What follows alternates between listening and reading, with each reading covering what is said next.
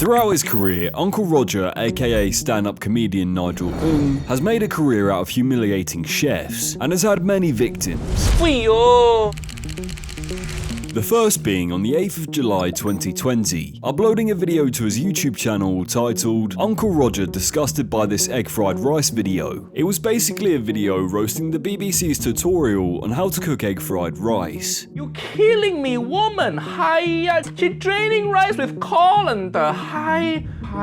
What the hell? What the hell? The video since uploading has 37 million views on YouTube alone. This roasting of the BBC's rice led to Uncle Roger collabing with the presenter, aka Auntie Hersher. The following month, Uncle Roger honed in on his next target, this time celebrity chef Jamie Oliver, uploading a video titled Uncle Roger Hate Jamie Oliver Egg Fried Rice. According to Uncle Roger, he got most things wrong, including, but not limited to, using packet rice, the rice being too wet, using no garlic, using olive oil, using chili jam, using a frying pan instead of a wok, and just generally making shit egg fried rice, causing Uncle Roger's ancestors to weep, but also cry with joy, because the video got 26 million views on YouTube alone. Finally, there is someone who can literally roast the celebrity chef, not just a random complaint. Uncle Roger's complaints were actual facts. This would be the first entry in a one-way mission to shame Jamie Oliver for his cooking ability. However, Uncle Roger isn't the only person to have beef with Jamie. Throughout his career, Jamie has managed to capture the hearts of menopausing women and become incredibly successful doing so. Those cookbooks don't sell themselves. But he's also managed to acquire a huge amount of haters. There are many reasons that go into people hating Jamie Oliver, but there are 4 big factors. The first being his war on school dinners both in the UK and US. He was becoming incredibly frustrated at the state of school meals and obesity rates in children, and decided to take action, which is a fair and noble cause. However, the execution didn't go so well, with him getting turkey Twizzlers banned in the UK, causing uproar, and breaking down in tears in America after he showed a bunch of kids how chicken nuggets are made, and was surprised when they still wanted chicken nuggets. This event would even lead Jamie to being mocked on a South Park episode. The next factor was his role in the hugely controversial sugar tax. The sugar tax would make soft drink companies who make products containing more than 5% sugar have to pay between 18 and 24p for every litre they produce, which saw nearly 50% of the sugar-sweetened soft drinks market reduce the level of sugar in their products. Jamie was instrumental in getting this tax implemented, campaigning on the streets and talking to politicians. In Scotland, he even proposed a 2-for-1 ban on pizzas, which some argue would only affect the poorest in society. It seemed like he was on a rampage to ruin all food. The third factor, in June 2008, Jamie launched a restaurant chain called Jamie's Italian, which at its peak had 42 restaurants in the UK and became franchised with branches all over the world. However, in 2011, he gained controversy due to it being revealed that the sauces used in his restaurants were from an industrial park almost 400 miles away, which wouldn't be a problem if Jamie Oliver wasn't such a big advocate of cooking meals from scratch and using local produce. Not only that, the finances of the company were crumbling, and the food quality began rapidly declining in a lot of the restaurants, which ultimately led to 22 of 25 restaurants getting closed down and 1,000 jobs lost by May 2019. Jamie's other restaurants and overseas locations were franchises, so they were unaffected. However, in March 2022, Jamie revealed that he was pulling restaurants out of Russia in response to the Ukraine conflict. Uncle Roger tweeted, "If he wanted to hurt Russia, he should have kept his restaurants there open." The final major factor in people generally disliking Jamie Oliver is because of a scandal in 2018, in which he was accused of cultural appropriation for his microwavable jerk rice, but found backlash because it literally didn't include any of the ingredients found in traditional Jamaican jerk marinade. This resulted in the product getting removed from shelves, and Jamie hiring a cultural appropriation specialist to advise on future cookbooks. This happens all the time in the cooking world. A chef will take a cuisine from around the world world and add their own wacky spin on it and just call it experimentation and include it in their 5-minute meal cookbooks. For example, both Jamie and Gordon Ramsay angered Spanish people by putting chorizo in paella. After Uncle Roger roasted Jamie's egg fried rice to pieces, he set his sights on Gordon Ramsay by analysing and reacting to his Indonesian-inspired fried rice. However, unlike Jamie, Gordon was actually very good at making fried rice and was given compliments from Nigel. One commenter underneath the video stated, "People underestimate Gordon. They don't realise that he's travelled the world to master his craft. He learned about cuisine around the world." Another unknown commenter stated, "Happy you approve, Roger." But in the same breath, Gordon isn't immune to getting the Asian cuisine completely wrong. During an episode of his TV show, Gordon showed a head chef at a top Thai London restaurant his version of pad thai. Prawns and fresh coriander finish the pad thai.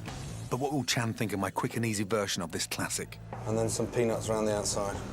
Happy? Oh no. But I had to taste. Yeah, please, I'd Before like you to. go call pad thai, I have to taste it first.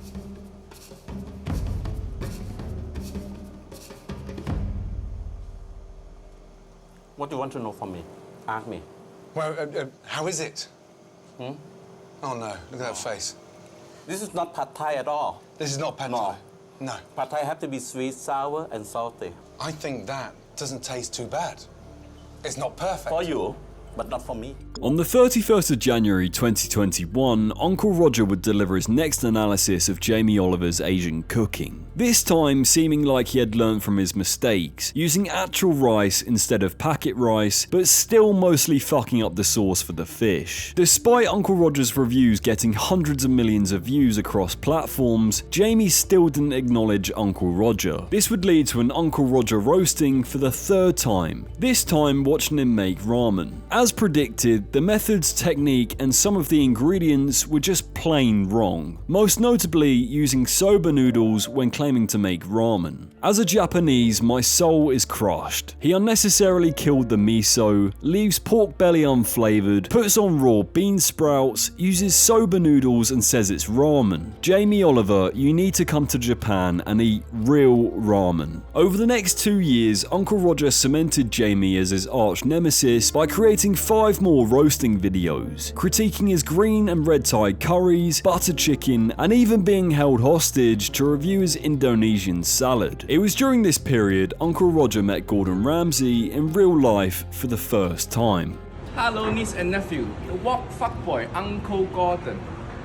Fuck you. In the caption of the video, Uncle Roger stated that they bitched about Jamie Oliver for 15 minutes when meeting. Which kind of makes sense. You see, Gordon Ramsay and Jamie Oliver have had a complex relationship for over a decade, publicly trading barbs at each other. In 2015, while opening a restaurant in Hong Kong, Gordon stated, "At least I'm here. I come to my opening, right? If you're going to open a restaurant in Hong Kong, at least turn up." Jamie defends not turning up to restaurant openings as he doesn't like to take the attention away from staff. Then in 2017, Gordon criticised Jamie's promotion of healthy eating, stating, "It's all very well to spout off now about sugar tax and supermarkets. None of that was spoken about when he was label slapping with Sainsbury's for 10 years. And no disrespect, we're chefs, we're not politicians. When you breathe that stuff down the public's throat and say, 'I'm leaving if we have Brexit,' then I'm sorry, the door stands open. Stand for what you say." Sadly, the only time he opens his mouth is when he's got something to promote.